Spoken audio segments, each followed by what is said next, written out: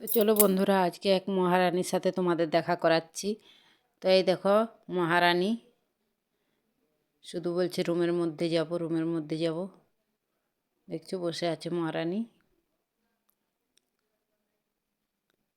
দেখো কিছুতেই লড়ছে না। এও বাবা, নাচ দেখাচ্ছে।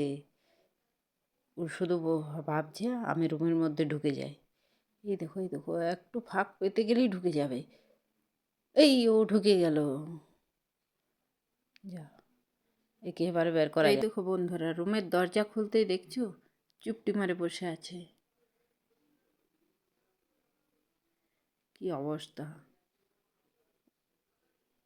ওরা এখন খুব সুখী হয়ে গেছে, বাইরে থাকতে চাইছে না, রুমের মধ্যে থাকতে চাইছে। এই দেখো দুয়ারের কাছেই আছে, লাফিয়ে ভাবছে পালিয়ে যাব।